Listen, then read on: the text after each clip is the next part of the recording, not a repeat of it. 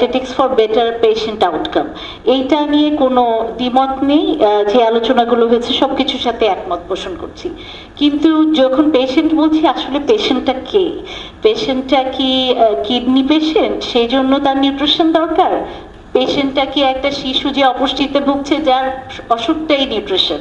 সেই জিনিসটা কিন্তু আমাদের একটু মাথায় রাখতে হবে, যে এই টোটাল নিউট্রিশনটাকে যদি হলিস্টিকলি দেখে, ডিজাইনটা যদি টোটাল জনগোষ্ঠীর 16 কোটি মানুষের জন্য না প্রযোজ্য হয়, তাহলে কোথাও না কোথাও বাদ পড়ে যাবে। আলটিমেটলি এই পেশেন্ট আউটকাম খুব একটা ন্যারো কমিউনিটির জন্য আমরা ফোকাস করে ফেলবো। তো ওই জায়গাটাতে আমি একটু ওই জন্য ডিফোকাস করে ফোকাস করতে চাই, যে একটা বাউন্ডারি আমাদের আসলে দরকার, যে ক্লিনিক্যাল ডায়েটেটিক্সের মধ্যে আসলে কি কি আসছে, যারা ওখান থেকে বাদ পড়ে যাচ্ছেন তারা কিভাবে নিউট্রিশনিস্টদের দ্বারা কাভার্ড হচ্ছেন, বাকিরা কিভাবে প্রাইমারি হেলথ কেয়ার বা অন্য সিস্টেমের মাধ্যমে কাভার্ড হচ্ছেন।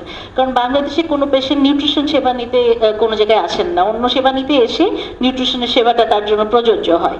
তো ওই জিনিসটাকে পুরো স্ট্রাকচারে যদি আমরা না আনতে পারি, তাহলে কোথাও না কোথাও কখনো মানে আমাদের গ্যাপ থাকবেই এবং লুপ হোলস থেকে যাবে।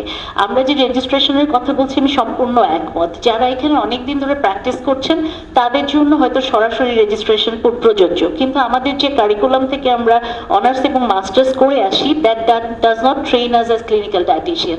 তাহলে রেজিস্ট্রেশনের আগে দরকার হবে একটা প্রপার কারিকুলাম, যেটাতে ট্রেন হয়ে, যেটাতে পরীক্ষা দিয়ে তবে এই রেজিস্ট্রেশনটা প্রাপ্তির সুযোগ আছে।